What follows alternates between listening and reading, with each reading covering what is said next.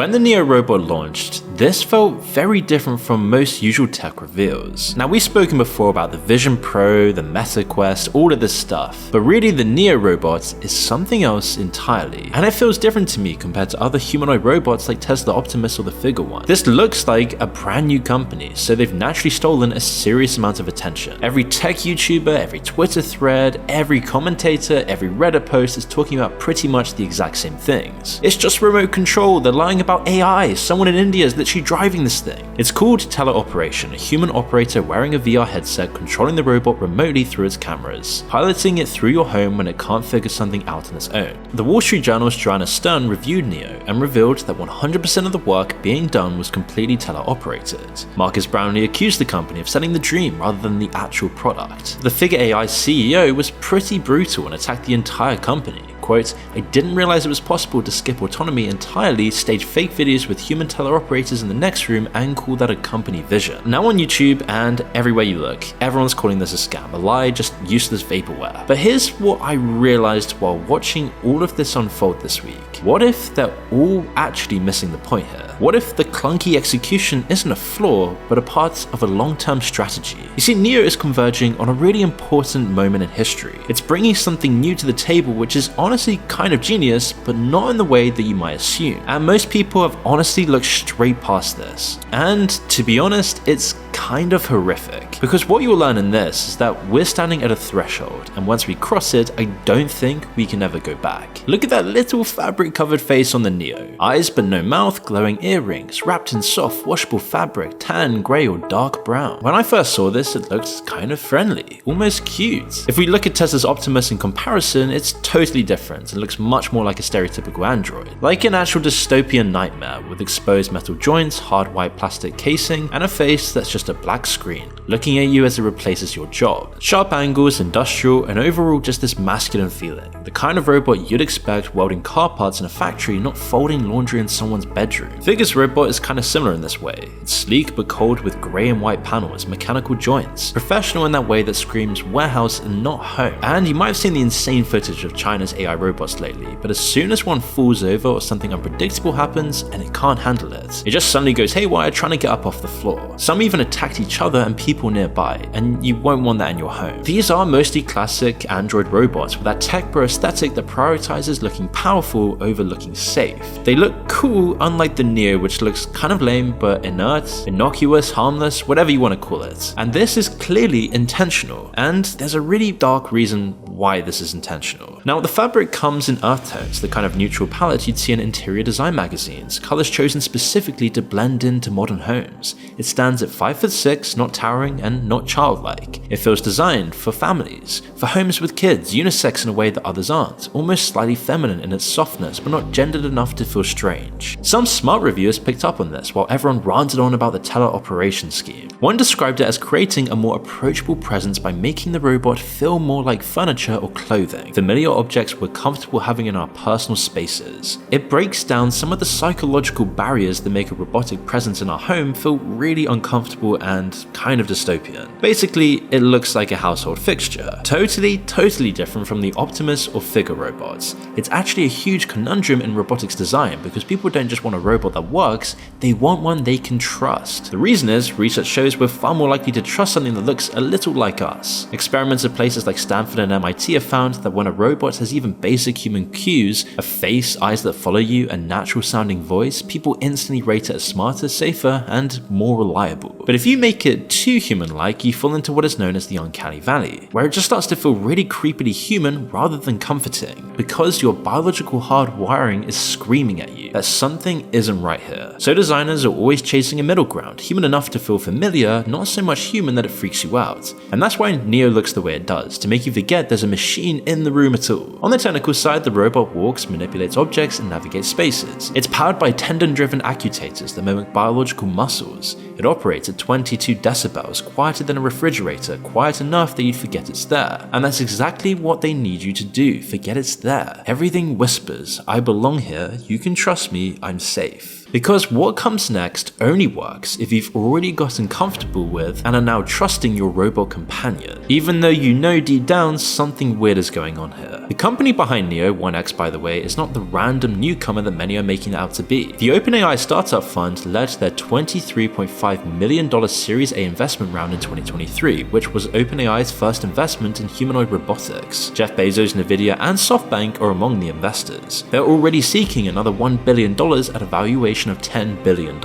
Now, the huge elephant in the room right now is that Neo can handle basic tasks autonomously, but for complex tasks, for the actual chores that would justify $20,000, that's where expert mode comes in, and this is what everyone else is talking about. So basically, you schedule the time through the apps, specify the task, and then a 1X employee, they call them 1X experts, always emphasizing they're physically located in the US, puts on a VR headset and takes control. The CEO calls it a social contract. His exact words to the Wall Street Journal, if we don't have your data, we can't make the product better. And I mean, to give him some credit, at least he's upfront about this. The tech industry has been testing how tolerant we are to intrusive data collection for decades now. We've spoken about it a million times on the channel. I mean, how many times have you searched or talked about something only for the next ad you see on your phone to be specifically related to it? Sure, moving a robot in your house and letting it watch you is a big step up, not to mention a privacy nightmare on so many levels. But around 25% of US households already have a smart speaker and counting. And just think of how many of those swore they'd never have one and now do. While 1X stressed they're basing their pilots in the USA, people are still blowing up about this as you'd expect. One commented on the Wall Street Journal's video review that it's the self-driving car stage where the self part is just a guy in Bangalore with a joystick. Another said, so I'm paying a random guy from India to do a task 10 times slower and 100 times the cost, all while creeping on me. The future of Bangladesh's IT jobs, remote controlling robots to mop floors in America. Now we've seen something similar before with Builder.ai, who claimed for years they were using AI to build people's websites and apps, picking up billions of investments in the process, only then to be exposed for using real human coders in India and Bangladesh instead. This isn't just a joke like so many are making out to be though. It basically creates a two-tiered society where people from poorer countries or backgrounds pilot robots through wealthy people's homes. The Neo costs a lot, so the target market is evidently very affluent. Using teleoperation, owners will be able to outsource physical labor through VR headsets. The same invisible workforce that is already doing data annotation for AI models and other repetitive, grueling digital tasks that essentially equate to modern slave labor. That's an insane prospect. People working remotely as physical robots. But there are some deeper questions here that reveal how AI is on the cusp of an important milestone that could change the course of history. And I do really think that Neo is going to be a watershed moment here, and I'll tell you why. For decades, robots have fallen into a few clear categories. Here's the optimistic version. The Jetsons with Rosie the robot maid, everyone living better because machines handle tedious work. NASA scientists in the 60s genuinely believed this sort of thing would happen and made posters showing homes of the 21st century. Look at these magazine covers from the time, imagining the homes of the 21st century. That's now, with helpful robots and cities in space. Here's the apocalyptic version. HAL 9000 from 2001: A Space Odyssey calmly murdering its crew. Philip K. Dick published Do Androids Dream of Electric Sheep, which would later become Blade Runner, where the androids weren't evil, they were just so human-like that you couldn't tell them apart anymore. Skynet launching nuclear weapons, The Matrix using humans as batteries, the list goes on, we've made plenty of videos on these subjects. But look at this current breed of robots, Neo, Optimus, Figure, and you realize our vision skipped a lot of the boring stuff. And really, they don't fall into any specific bucket of sci-fi robotics yet. That's only making them feel more normal and harmless and the concept easier to swallow. They're still trying to walk across a room, pick up a glass, and keep their balance. That's been a real challenge in the robotics industry, existing in our messy, unpredictable world. You can see it with those terrible delivery bots delivering Uber Eats around cities. And AI is incredibly sophisticated at processing information remotely in the format of a chatbot, but not great at existing physically or processing data locally.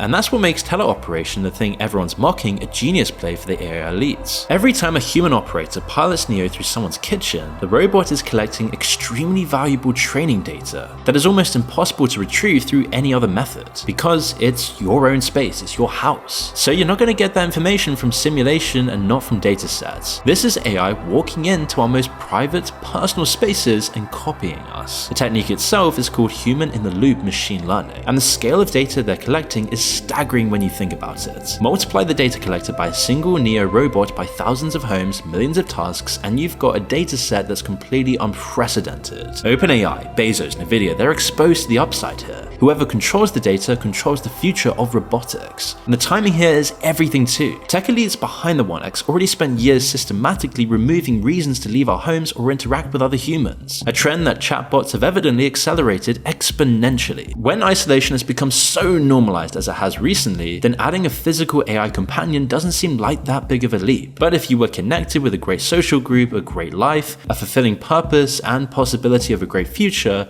then it probably just looked like an absolute ridiculous nightmare, the fever dream of a sociopathic tech elites. Social media gave us connection without physical presence, streaming gave us entertainment without theaters or shared experiences, food delivery eliminated restaurants, remote work eliminated offices, generative AI started doing our writing, our art, our creative work, and stepped in for advice, communication, and even emotional support. Each convenience peels away another layer of required human contact, making isolation more comfortable. People are already forming intense relationships with AI chatbots in ways that are genuinely alarming. Replica has over 30 million users. Character.ai hosts millions of daily conversations where people treat bots like friends, therapists, and romantic partners. And then there's this emerging phenomenon psychiatrists are calling AI psychosis. People developing delusions after prolonged chatbot use. People are convinced that chatbots are sentient and revealing conspiracies. Someone believed they were imprisoned in a digital jail run by OpenAI. I mean, maybe one day that won't even look that crazy after all. OpenAI's own data shows roughly 560,000 weekly users showing signs of psychosis or mania in conversations.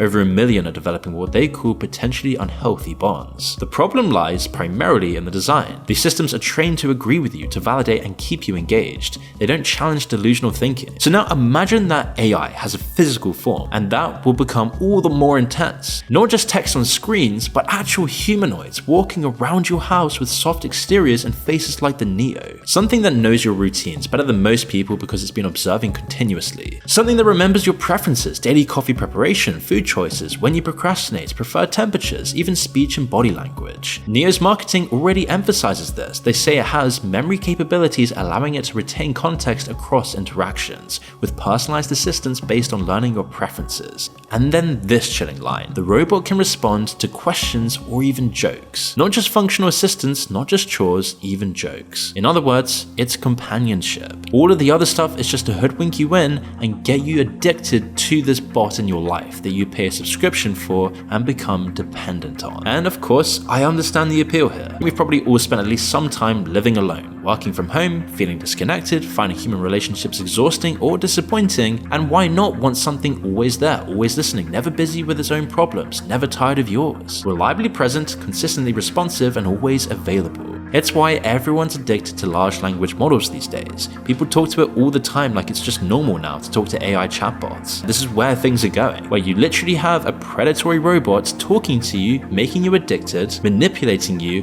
and then scanning your room and all of your habits to sell that data to giant mega corporations. And this will become normal very soon across millions of homes. Whole societies could structure life to avoid meaningful human contact, live alone, work remotely through screens, have food delivered by drones already operational in several US cities. Spend evenings talking to AI that knows you intimately from months of observation, responding in ways that make it feel personal and attentive. You might not even notice the isolation actually happening in your real life because this would feel very comfortable, convenient, maybe preferable to the complications and messiness of authentic human relationships. Work 24/7 from home with your own team of clones and agents that are also your friends. So think of it like this: the nice and friendly robot becomes a physical embodiment of this next step in AI development, where isolation moves from a personal circumstance to a choice to just normal, where being alone stops being something that happens to you and becomes something you've optimized for without even realizing, getting you hooked by promising to do all of your chores, while actually making you dependent, manipulating you, and then completely isolating you from the rest of life. And so this will then move robotics to the next stage of its evolution. It will compound over time exponentially. Once the cost comes down and access goes up like it does, with virtually every consumer technology, having a humanoid robot becomes just another choice like smartphones or laptops. And remember, this is just the first version. And if you remember the first version of ChatGPT compared to now, you'll know how crazy this is gonna get. And with that barrier broken, robots now have freedom to grow and become more and more intelligent. Not in a lab, but in our homes. Or maybe you could say our homes will become the lab. In that lab, imagine how the robot could level up and add new skills, features, and intelligence via an over-the-air update. A gradual process that takes place pretty much under the radar. The Canadian philosopher Marshall McLuhan wrote something in the 60s that does feel eerily predictive of our current world. He said that with advanced AI robots, man becomes, as it were, the sex organs of the machine world, as the bee of the plant world, enabling it to evolve ever new forms. Well, what does that even mean? Well, here's the analogy. Well, think about bees. Bees think they're collecting pollen for themselves, doing their own thing, living their bee lives. They have no idea they're essentially servants to the flowers. The flowers have evolved to exploit the bees' behavior to reproduce themselves. The bees are just the delivery mechanism. McLuhan was saying that's us with technology. We think we're building AI to serve us, to make our lives better, but really, we're just the biological phase that enables the technological phase. We're building something that will use us as a stepping stone to reproduce itself, to evolve itself into forms we can't even imagine. Okay, that sounds really dramatic, but robots like Neo are a step towards this. Now, there are some big limitations here I want to mention, but those limitations might even benefit the AI elites who want deeper control of our lives. Neo only runs for about 4 hours before it needs to recharge, which is terrible. That's barely enough to fold some laundry and load the dishwasher before it's back on the charger. For a $20,000 device that's supposed to revolutionize your home life, that's honestly pathetic. All these humanoid robots are power hungry and suffer from similar issues. Did you know that your brain runs on 20 watts, a light bulb's worth of power? Robots are light years behind us, or other biological organisms in terms of efficiency, but that is changing now and many people don't talk about this. Researchers have been building chips that function more like biological brains, neurons that only activate when needed instead of constantly burning through energy. Intel has developed systems with over 1 billion artificial neurons that run way more efficiently than traditional processors. China's producing chips that use almost no power when idle. The field is called Neuromorphic computing or bio-inspired AI. Companies like OpenAI have been quietly investing in this technology for a while, just like they invested in the company behind Neo. Here's what strikes me as almost calculated about how this is playing out. These robots are launching now in their clumsy early form, expensive, limited battery, mostly remote controlled, not particularly useful for most people. You'd think companies would wait until the technology matures, until robots can actually deliver on the promise before trying to sell them, but that's not what's happening, and maybe there's a reason for that. By the time the tech catches up, when these ultra-efficient chips power robots that run for days, genuinely learn and operate independently, we'll already have them in our homes. The strangeness of living with a humanoid machine will have worn off. It won't be a big decision anymore, it won't trigger that instinctive, do I really want this hesitation? The door will already be open. The robots will merely improve. When they become really intelligent, they'll already be right there by your side, quite literally standing or sitting beside you. And I don't think we've fully processed what that actually means and what we're accepting when we invite this into our own personal lives.